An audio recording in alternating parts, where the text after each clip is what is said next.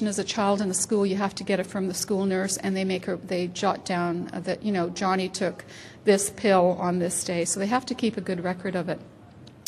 And after they plugged in these filters and cleaned up the dirty power, the staff had fewer allergies. The students had no more migraines.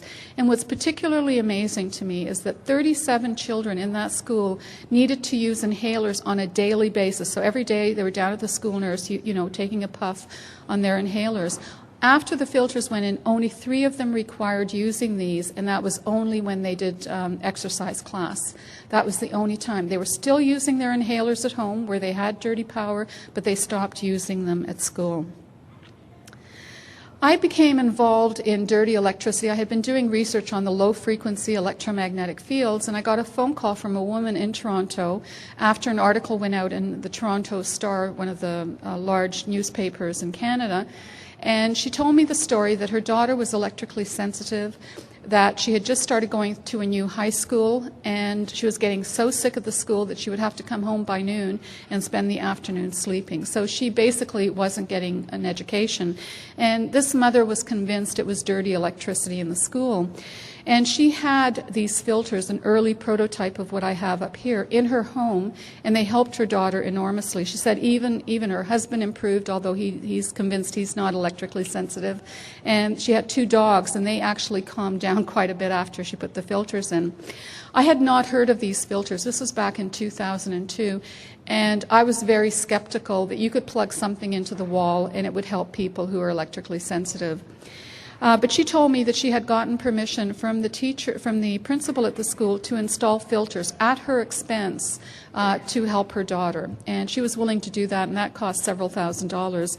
And she said, the reason I'm calling you is I'm wondering if you would be interested in doing a test at the school to see what happens after we plug the filters in, to see how many people benefit. Well, I didn't want to disappoint her. I didn't think the filters would work. I thought it was all going to be a waste of time. But I'm very supportive of parents and grandparents who simply want to go that extra mile for their kids. And so I thought, as a scientist, we can do the study, do it properly, and even if it doesn't show anything, it's still a valid scientific study. So we did the study. We set it up in a blind fashion so that there was no psychological reaction to any of this. And I remember I didn't even look at the results for quite a few months afterwards because I was dreading all the computer work of, you know, putting it into the computer and spending hours on it and then finding nothing. But what happened was that we found that about 45% of those teachers in that school improved while the filters were installed. And I was just blown away because our understanding of electrical sensitivity at that time was that perhaps 3% of the population, 2 to 3% of the population was sensitive. We also had teachers complete a behavior form for their last classroom, and we found that student behavior improved, and much of the behavior was what we now associate with attention deficit disorder and attention hyperactivity disorder. We repeated that study in a school in Minnesota, 3 different schools, and these are basically, we got fairly similar results. In the Minnesota school, 34% of the teachers improved, 64% of their symptoms improved. These were the symptoms that we have listed here. And student behavior improved in 42% of the classrooms. The greatest improvement was in elementary. The least improvement was in the high schools. So the younger kids were responding quite nicely when these filters were put in. And just to show you here, on average, the school had about almost 600 units, and we reduced that to, on average, 37. So we had a 90% reduction in power quality. By the way, these filters actually protect sensitive electronic equipment. That's why we use surge suppressors for our computers to protect our computers, but these filters are much more powerful. And so not only do they protect equipment and reduce the costs of replacement in schools, but they're also helping the staff and students. We published this paper, and I just wanted to show you here. We have the symptoms along the left here, and I know that's too difficult to read for those in the back. Everything in green shows you people who improved while the filters were in. Everything in red were those symptoms that got worse. And just to show you, fatigue, huge difference. Dizziness, huge difference. Headaches, ringing in the ears, tinnitus, memory problems. And overall, there was a 66% net improvement in symptoms for these teachers, which is unheard of. Dr. Sam Millam, who's one of the other people doing research in North America, he's from California. There was a school in California that had a cancer cluster among the teachers, and it was in the newspaper, and it was in a community not too far from where he lives. And so he went and tried to get the school board they had measured everything. They had measured chemicals, and they couldn't find anything that would relate to the cancer cluster. And he said, why don't you measure the electromagnetic fields and the dirty electricity in the school? They measured the electromagnetic fields because there's a history for them. They've been associated with childhood leukemia, for example, and various types of adult occupational tumors. But they didn't know anything about dirty power, and they refused to measure it. And so one night he got one of the teachers to let him into the school. He did some measurements. Nothing was on. Computers were off. He found the levels were very high. He's about 78, 79 years old, retired MD, who is passionate about this. The next day he wrote a letter to the school board saying, you've got dirty power in your school. These are the readings that we got. And the lawyer contacted him and said, we're going to sue you for trespass, that you went into the school illegally. So he was actually quite concerned, but he's a real fighter, and he convinced the California Department of Health to go in and do dirty power measurements in every classroom. Because he's an epidemiologist, they gave him the data, they gave him information on what room every teacher taught in, and this is what he found. There were 13 hot rooms in the classroom, and these are rooms that had levels over 2,000. The scale only goes up to 2,000 on this small meter. And this is what he found, that if you never taught in one of those hot rooms, your risk of developing cancer was 80% higher than your cohort population outside of the school. If you were ever in one of these classrooms for even 1 year of teaching, your cancer risk jumped to 410%. And if you were at that school for more than 10 years, it jumped to 610%. And these were the cancers. It was primarily thyroid, and we know the thyroid is very sensitive to radiation, particularly ionizing radiation. Malignant melanoma, which we tend to associate with exposure to the sun, but I think there's other causes for that as well. And uterine cancer in women. Those were the three biggies. I met the person who designed the meter and the filters shortly after we completed the study in 2003 in Toronto, and he invited me down to visit him in Wisconsin. And we were driving around looking at farms. We had a lot of research interests in common. And as we were driving around, he told me that diabetics respond well when you clean up the dirty power in their homes. And I got very excited about this because that's a very objective test. We're not asking, how bad is your headache today? How much sleep did you get last night? We're really, measuring the blood and getting an objective number. So I began to work with diabetics, and I'm just going to show you 3 examples. This is a 54-year-old male who was classified as pre-diabetic by his doctor. Here we have the dirty electricity in his home that he measured upon awakening. And here we have his fasting blood sugar level. And I'm using the values that we use in Canada. I know you use milligrams per deciliter here. But this number here, this 7 line here, would be about 126 milligrams per deciliter, just to give you a sense. And you can see here that the higher the dirty power in his bedroom, the higher his fasting plasma glucose levels. And what we find here is that he requires a level that's 24 or lower. So he's become more sensitive than the average person because 40 usually makes a difference. On one of the mornings during this period, his blood sugar was actually much higher when he first measured it.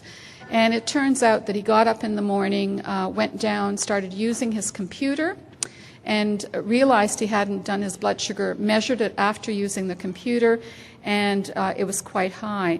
10 minutes after he stopped using the computer, he measured it again, and you can see it's coming down. This drop of 1 unit is actually quite rapid. And this person's blood sugar is like a yo-yo. So he goes into a dirty environment, his blood sugar spikes. It will stay high now. This was a few years ago, 4 years ago. Now it's taking a lot longer for it to come down. So he's becoming even more sensitive.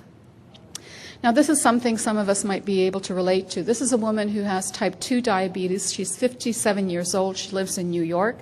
And she doesn't take medication. She regulates her blood sugar with diet and exercise. And her exercise of choice is walking. And here I have units in both scales, so you can follow this scale if you're more comfortable with it. This shows you her blood sugar before she goes for a 20-minute walk. This is after the 20-minute walk. And you can see here it almost doesn't matter how high it is to begin with. Within 20 minutes, her blood sugar comes down to normal. So this is a really good way for her to regulate her blood sugar. On some days, she doesn't feel like going out walking, so she will actually walk on a treadmill. And this is what happens to her blood sugar after she does a 20-minute walk on a treadmill. Instead of going down, it actually goes up. I have now met people who tell me they hate using a treadmill. And I have a feeling that the reason they probably hate using a treadmill is they're sensitive to the radiation coming from the treadmill. It produces a high magnetic field. It also produces dirty electricity. And they're probably feeling worse because their blood sugars are going up rather than down. Now, not every diabetic will have this reaction, and people who are non-diabetics who are not electrically sensitive will not have this reaction either. So I think the treadmill test is one test that doctors could probably do, the ones who are looking at diabetes could probably do in their offices by having a person do that exercise, record the before and after. If it doesn't go down as it should, or certainly if it goes up, then I think that's a measure of electrical sensitivity. The last example I'd like to give you is a woman who's a type 1 diabetic. She's 80 years old. She's been treating her blood sugar very satisfactorily. She gives herself 2 injections, one in the morning after she measures her blood sugar, and one just before dinner about 5 o'clock. Her son insisted that she have her dirty electricity measured and that she have filters put in. She was convinced he was wasting his money. They agreed, the electrician who put all of this in agreed to participate in the study, as did she. So she sent me, because she records her blood sugar all the time, she sent me her results, and this is what we found. The week before the filters went in, the dirty electricity in her home on average was about 800 units. After the electrician did his job, it dropped to 13, which is very, very clean. There was a 98% improvement in power quality in her home. Her blood sugar, this is her fasting plasma glucose levels, first thing in the morning, on average for that week, 171 milligrams per deciliter. Ideally, it should be less than 126, so she is definitely diabetic. The week after, the average was 119. So that dropped 33%. During that time, she had to reduce her insulin intake. She was taking 36 units of insulin per day, and that dropped to 9 units. There was a 75% reduction in insulin. Now, what's fascinating about this woman is that her passion, she loved to go shopping at the mall, and she loved to gamble. And when I looked at her results in the evening, I could tell if she spent the evening at home or if she went out, because her blood sugar would just spike. Whether she went gambling or shopping, that was the 2 times it would spike.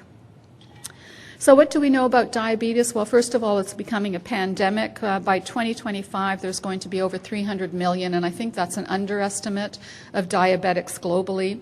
There are several kinds of diabetes, and one of them is called brittle diabetes, and these are people who have difficulty controlling their blood sugar for no obvious reason. In addition to type 1, which is childhood onset, and type 2, which is adult onset and accounts for about 90 to 95% of all diabetics, we wrote a paper and call this type 3 diabetes, which is environmentally affected diabetes. And I think many of the people who are complaining about brittle diabetes might actually fall into this category. They go into an electromagnetic dirty environment, their blood suddenly spikes and the blood sugar spikes, they can't figure out why. They go into a clean environment, it falls, they have to take sugar pills because they can't figure out what's happening. And I think it's the environment that's actually causing this yo-yo reaction in their blood sugar. And that's a peer-reviewed published paper that came out in 2008. By the way, if anyone would like any of these research documents, just send me an email and I'll be happy to send you free copies of them. When I talked to Dave Stetzer, he also told me that people with MS benefit from the filters. One of the teachers in the school in Wisconsin had multiple sclerosis. Her symptoms were so bad that she was actually planning on quitting teaching at the school. After the filters went in, her symptoms gradually improved.